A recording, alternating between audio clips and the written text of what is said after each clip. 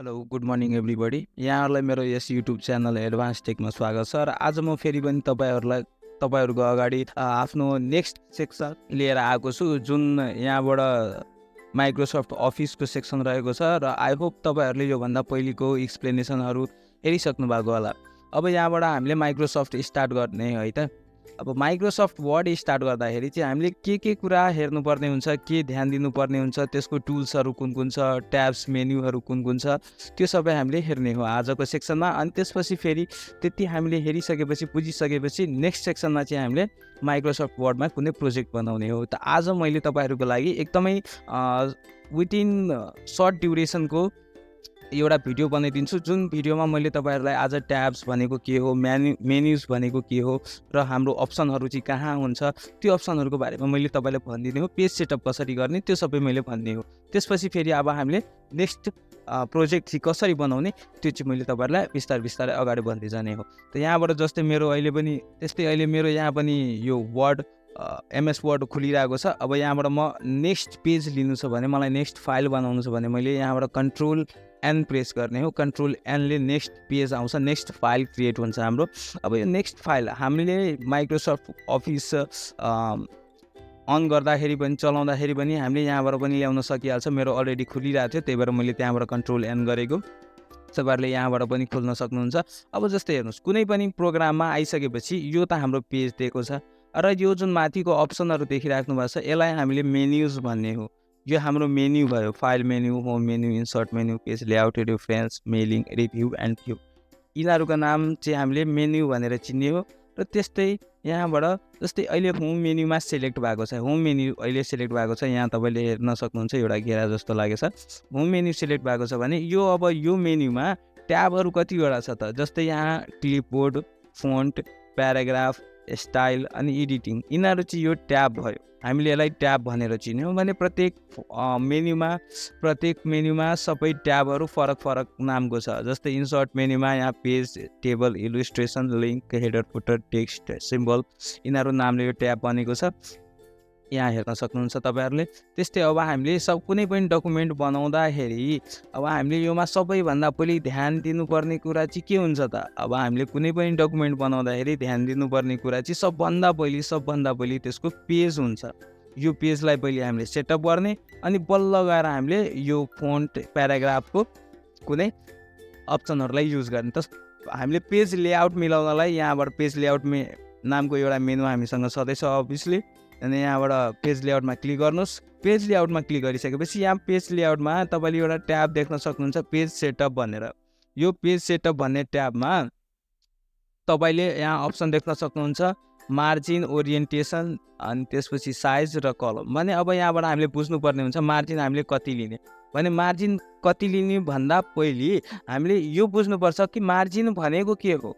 Margin भनेको मैले तपाईँले देखाइदिने हो, equals to RAND bracket open and close, enter गरेपछि अब हेर्नुहोस् यहाँ ध्यान दिएर, यहाँ यो वर्डहरू जुन छ यो यहाँबाट लेख्न स्टार्ट भएको छ र यहाँ आएर इन्ड भएको छ। यानि कि स्टार्टिङ र इन्डिङ पोइन्ट भन्दा बाहिर जे ठाउँ छुट्छ त्यसलाई हामीले मार्जिन भन्ने हो। आई रिपिट है, स्टार्टिङ र इन्डिङ पोइन्ट भन्दा बाहिर जे ठाउँ छुट्यो त्यसलाई हामीले मार्जिन भन्ने हो। त्यस्तै अब यहाँ जुन मार्जिन छ यो मार्जिनलाई हामीले के गर्ने भन्दाखेरि न्यारो बनाइदिने। अब न्यारो हामीले कुन कन्डिसनमा बनाउने, जब हामीसँग कन्टेन्ट धेरै छ। कन्टेन्ट भनेको वाट, यो जुन पेपरमा मैले लेखिरहेको छु, यो जुन वर्डहरू छ यो मेरो कन्टेन्ट भयो। जब हामीसँग कन्टेन्ट धेरै छ हामीले मार्जिन थोरै लिने, र कन्टेन्ट थोरै छ भने पनि केही छैन, हामीले आफ्नो पेज अनुसारले लिइहाल्ने मार्जिन। त्यति भइसकेपछि अर्को आउँछ ओरिएन्टेसन।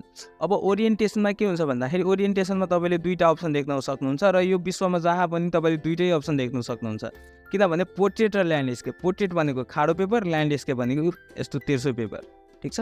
पोर्ट्रेट र ल्यान्डस्केपमा तपाईँहरूलाई कुनै कन्फ्युजन छैन होला। त्यसपछि यो हाम्रो साइज भयो। अब साइजमा हाम्रो अफिसमा लिगली युज हुने साइज कुन छ त, जहिले पनि A4 साइज। हामीले एमएस वर्डमा A3 पनि बनाउन सक्छौँ, म्यागजिन टाइप पनि गर्न सक्छ, बट त्यो सबैको लागि त अहिले एकदमै टाइम छ। तपाईँहरूले अहिले बिगनर फेजमा हुनुहुन्छ भने यहाँबाट साइजमा अफिसियली युजको लागि जहिले पनि यो A4 साइज प्रिफर गर्ने हो। र यदि तपाईँ कुनै प्रेसतिर हुनुहुन्छ कतैतिर हुनुहुन्छ भने त्यहाँ तपाईँले इन्जिनियरहरूले प्रायः जसो A3 युज गर्ने पर्ने हुन्छ र प्रेसहरूतिर पनि A3 नै युज गर्छन्, बट तपाईँहरूले अफिसको युजेसको लागि A4 युज गर्दा एकदम बेटर छ।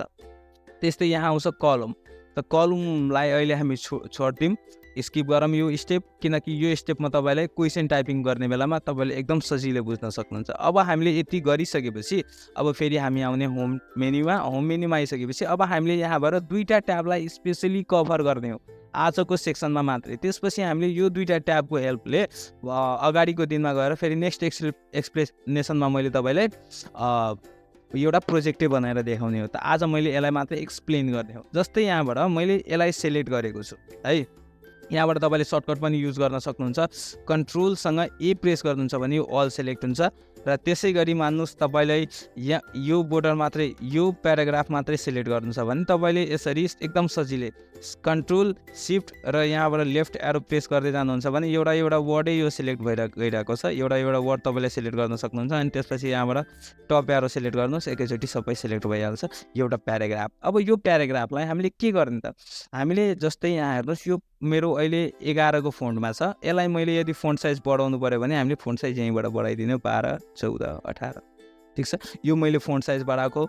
यदि मलाई यो फोन्ट ठिक लागेन, मैले यो फोन्ट चेन्ज गर्नु पऱ्यो भने यो फोन्टलाई मैले यहाँबाट चेन्ज गर्न सक्छौँ। जस्तै टाइम्स न्यू रोमन मैले राखेँ, यो मैले फोन्ट चेन्ज गरेको हो। त्यस्तै यहाँबाट चेन्ज केस भनेर अप्सन छ। यो अप्सनले के गर्छ, जस्तै मानुस् मैले यो लेखिसकेपछि अब कोही मान्छेले मलाई भन्छ हैन भाइ यो त मिलेन, अब यो सबै क्यापिटलमा हुनु पर्यो या यसको यो प्याराग्राफको प्रत्येक वर्डको फर्स्ट लेटर क्यापिटल हुनु पर्यो भने मैले यहाँबाट यो फोन्ट ट्याबमा गएर यहाँ एउटा चेन्ज केस भनेर अप्सन छ, यो केसमा चेन्ज गर्छु। यहाँ मैले सबै अप्सन पाएको छु, सबैलाई लोवर केस बनाउने पनि पाएको छ, अप्पर केस पनि छ, सबै क्यापिटल भइहाल्यो। त्यस्तैमा यदि क्यापिटलाइज वर्ड प्रत्येक वर्डको फर्स्ट लेटर मलाई क्यापिटलाइज गर्नु छ भने म प्रत्येक वर्डको फर्स्ट लेटर क्यापिटलाइज गर्न सक्छु। यो तरिका भयो, हामीले यो यहाँबाट चेन्ज केसबाट गर्न मिल्छ। त्यस्तै अब यहाँबाट आउने अर्को प्याराग्राफमा आउनुहोस्। अर्को प्याराग्राफमा फेरि म फोन्ट साइज बढाउँछु। यहाँबाट बोल्ड इटालिक अन्डरलाइनको अप्सन छ भने बोल्डले बोल्ड हुन्छ, इटालिकले यहाँ तपाईँले देख्न सक्नुहुन्छ इटालिक भयो, अन्डरलाइनले हामीले अन्डरलाइन भयो। यो स्ट्राइक थ्रोज हो। स्ट्राइक थ्रोजको काम हामीले प्रायः जसो स्ट्राइक थ्रोज हामीलाई चाहिएको छैन भने हामीले नर्मली हटाउन सक्छ, बट यसलाई चाहिँ स्किप गरौँ।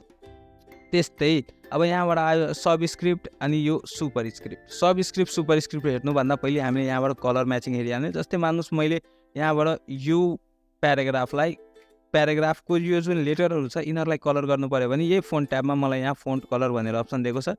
मैले यहाँबाट जुनसुकै पनि कलर छान्न सक्छु। म यहाँबाट रेड छान्छु र यसलाई मैले यहाँबाट यसलाई पर्पल गरिदिन्छु। यो मैले कलर गरिसकेँ। अब जस्तै मलाई यहाँबाट यसलाई के गर्नु छ, हाइलाइटर लगाउनु छ। हाइलाइटर तपाईँहरूलाई थाहा होला, कुनै पनि बुकमा तपाईँहरूले पढ्नु बेलामा लाउनु हुन्छ, कुनै इम्पोर्टेन्ट लाइन छ त्यहाँ भने हाइलाइटर तपाईँले यहाँबाट लाउनु सक्नुहुन्छ। चट्ट यहाँ क्लिक गर्नुहोस्, हाइलाइटर लगाइदिनुहोस्। यहाँ पनि तपाईँहरूले हाइलाइटर मजाले लगाउनु सक्नुहुन्छ। यहाँ चट्ट क्लिक गर्नुहोस् अनि त्यसपछि क्लिक गरेर यहाँबाट पनि मैले जस्ट यही लगाइदिने हो, यो हाइलाइटर। आई होप तपाईँहरूले यो फोन ट्याबको बुझिसक्नु भएको होला। अनि अब यहाँबाट चाहिँ मैले तपाईँहरूलाई सबस्क्रिप्ट र सुपरस्क्रिप्ट देखाइदिनु। तपाईँहरूले A² + B² यसरी लेख्न सक्नुहुन्छ नि त, लेख्नुहुन्छ नि त। अब यो लेख्दाखेरि चाहिँ हामीले कम्प्युटरमा स्क्वायर चाहिँ कसरी लगाउनु त, जस्तै मैले यहाँबाट मलाई X² + Y² लेख्नु पऱ्यो भने मैले X² को पावर कहाँ छ, मेरो यहाँ सुपरस्क्रिप्ट मतलब माथि पावर लाग्ने। यहाँ मैले त्योमा क्लिक गरेर यहाँ स्क्वायर दिन सक्छु। अब फेरि मलाई हटाउनु पऱ्यो भने म फेरि यहीँमा क्लिक गरेर हटाउँछु। फेरि म यहाँबाट प्लस दिन्छु अनि त्यसपछि अब मलाई फेरि Y को पावर 2 दिनु पऱ्यो तलतिर भने Y को पावर 2 तलतिर भने सबस्क्रिप्ट लगाउनु पऱ्यो भने हामीले सबस्क्रिप्ट यहाँबाट लगाइदिने हो।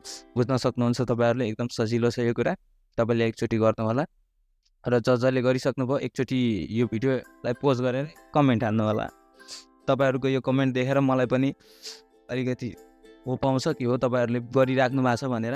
अनि त्यस्तै गर्दै अब हामीले जाने हो प्याराग्राफ ट्याब। अब प्याराग्राफ ट्याबमा चाहिँ के छ त, ल हामीले प्याराग्राफको ट्याब हेर्दाखेरि प्याराग्राफ ट्याबमा हामीले सबभन्दा पहिले यहाँ अप्सन पाएको छ बुलेट्सको काम के हुन्छ भन्दाखेरि जस्तै मैले यहाँबाट एउटा कुनै बुलेट्स छाने। यो बुलेट्स छानिसकेपछि यहाँबाट अब मैले मान्नुहोस् कोही 10 जना साथीको म नाम लेख्छु, RAVI Rabi MOS HAN Mohan के यस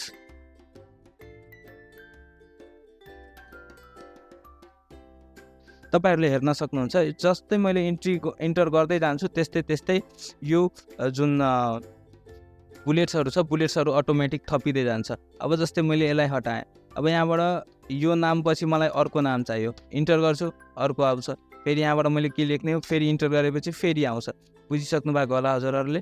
त्यस्तै यहाँबाट यही मेथडलाई हामीले कपी गरेर यहाँबाट तपाईले हेर्न सक्नुहुन्छ नम्बरिङ फर्मेट पनि छ। यहाँबाट नम्बरिङ फर्मेट, यहाँबाट मैले कसैको नाम लेखिदिएँ, इन्टर गरेँ, 1 नम्बर 2 नम्बर फेरि 3 नम्बर। सजिलो छ है यो पनि। त्यस्तै गरेर अब यहाँबाट हामी अगाडि बढ्नु पर्ने हुन्छ भने यहाँबाट तपाईले देख्न सक्नुहुन्छ यो पनि नम्बरिङ त्यही फर्मेटमा काम लाग्छ। अनि त्यस्तै यो आयो अब एलाइनमेन्टको कुरा। अब हामीले एलाइनमेन्ट भनेको चाहिँ के बुझ्ने त, जस्तै यहाँबाट अहिले मेरो यो फर्स्ट एलाइनमा क्लिक छ है, एलाइन टेक्स्ट लेफ्ट एलाइनमेन्टमा क्लिक छ भने मेरो टेक्स्ट लेफ्ट साइडबाट लेखिरहेछ। त्यस्तै यदि मैले यसलाई बिचमा राखेको हुन्थ्यो भने यो मेरो बिचबाट लेखिन्छ, मैले जतिसुकै इन्टर गरे पनि यो बिचैबाट लेख्छ। त्यस्तै यहाँबाट यो लेफ्ट एलाइनमेन्ट छ, अब यहाँबाट मैले इन्टर गरेर लेख्दाखेरि यो राइट एलाइनमेन्ट, यो राइटै एलाइनमेन्टतिर लेखिन्छ है। आई होप तपाईहरुले बुझिसक्नु भएको होला यो कुरा पनि, एलाइनमेन्ट कसरी मिलाउने। अनि त्यसपछि लास्टमा आउँछ यो हाम्रो जस्टिफाई गर्नुपर्ने। अब जस्टिफाईको काम के छ त, जस्टिफाईको काम जस्तै मैले तपाईलाई देखाइदिने हो, इक्वल्स टु यसलाई म पहिले लेफ्ट एलाइनमेन्टमा लिएर आउँछु, equals to RAND bracket open and close, enter गरेपछि यो प्याराग्राफ त आयो नि। अब यो प्याराग्राफ आउँदाखेरि हेर्नुहोस् यो साइड कसरी चटक्क मिलेर आएको छ, तर यो साइड त्यस्तो मिलेको छैन भने यसलाई कन्ट्रोल सिफ्ट गर्नु, कन्ट्रोल A ले अल सेलेक्ट गर्नुहोस्। अनि त्यसपछि फेरि यहाँबाट तपाईँले हेर्न सक्नुहुन्छ जस्टिफाईको अप्सन छ, अनि यहाँ क्लिक गर्नुहोस् अनि यहाँ जस्टिफाईको अप्सन आयो। यदि तपाईँहरूले यसलाई बिगार्न सक्नुहुन्छ एकचोटि बिगारेर यसको सर्टकट की छ कन्ट्रोल J, जस्टिफाईको सर्टकट की कन्ट्रोल J। अनि त्यस्तै अब यहाँबाट यहाँ ठ्याक्कै लाइन एन्ड प्याराग्राफ स्पेसिङको अप्सन पनि हेर्दै जानुहोस्, यो अप्सन तपाईँहरूलाई एकदमै काम दिनेछ।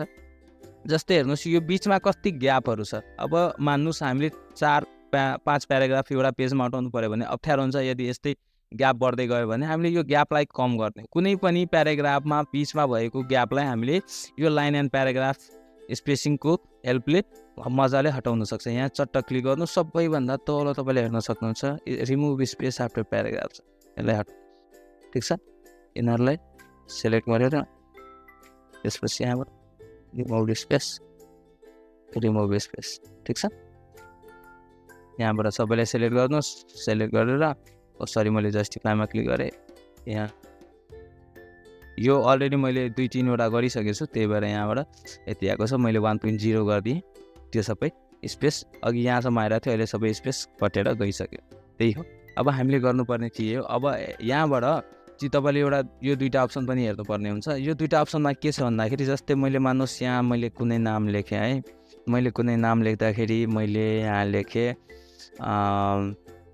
2-4वटा म टपिक लेखिदिन्छु, जस्तै my classroom, my culture, our ENVIRON, environment, our constitution, मैले यही कुरा लेखेँ। अब जस्तै मैले यसलाई सेलेक्ट गरेर यहाँबाट यो अप्सन तपाईँले देख्न सक्नुहुन्छ, यसलाई हामीले स्याडिङ भन्ने हो। तपाईँले हाइलाइटर युज गर्नुभएको होला, हाइलाइटरले के गर्छ यतिसम्म मात्रै यसलाई के गर्छ, जहाँसम्म कन्टेन्ट छ त्यहाँसम्म मात्रै यसले के गर्छ हाइलाइट गर्छ। तर यो स्याडिङले चाहिँ त्यस्तो गर्दैन, स्याडिङको अलिकति काम एकदम बेग्लै छ। स्याडिङको काम तपाईँले यहाँ देख्न सक्नुहुन्छ, यहाँबाट यसरी है, यसको सुरुदेखि लिएर लास्टसम्म यसले स्याडिङ दिन्छ, स्याडो दिन्छ क्या यसले, भनौँ न एउटा कुरा सिधा कुरा भन्दाखेरि यसले स्याडिङ हामीलाई दिन्छ यहाँबाट, ठिक छ। यहाँबाट फेरि मैले अर्को कलर लगाइदिने। अब यो बिचमा पनि तपाईँले ग्याप देखिराख्नु भएको छ होला। अब यो ग्यापलाई हामीले हटाउनु पऱ्यो भने के गर्ने, चट्टा सेलेक्ट गर्नुहोस् अनि त्यसपछि लाइन एन्ड प्याराग्राफ स्पेसिङमा जानुहोस्, रिमुभ प्याराग्राफ स्पेस गरिदिनुहोस्, सक्यो। अनि त्यसपछि यहाँबाट तपाईँले देख्न सक्नुहुन्छ एउटा बोर्डरको बटम बोर्डरको पनि अप्सन छ, यहाँबाट तपाईँले अल बोर्डर गरेर यिनीहरूलाई बोर्डरमा पनि राख्न सक्नुहुन्छ। यिनीहरूलाई यदि नो कलर गरे भइहाल्छ, यिनीहरू बोर्डरमा आए। ल आजको लागि मैले तपाईँहरूलाई होम ट्याबको होम मेन्युको यो 2टा ट्याब एक्सप्लेन गरेको छु र अब नेक्स्ट भिडियोमा चाहिँ म तपाईँहरूको लागि यो होम ट्याबलाई युज गरेर हामीले एउटा प्रोजेक्ट कसरी बनाउने, त्यो एउटा एकदम क्लियर प्रोजेक्ट, फाइनल प्रोजेक्ट चाहिँ बनाउने के त, त्यो प्रोजेक्टमा लिएर अवश्य आउनेछु। तपाईँहरूलाई यदि यो भिडियो राम्रो लागि लाइक गर्नुहोस्, कमेन्ट गर्नुहोस्, आफ्नो साथीहरूलाई पनि सेयर गर्नुहोस् र तपाईँहरूले योमा वर्डमा अझै के कुराहरू जान्न चाहनुहुन्छ त्यो सबैको लागि कमेन्ट पनि गर्नुहोला। धन्यवाद।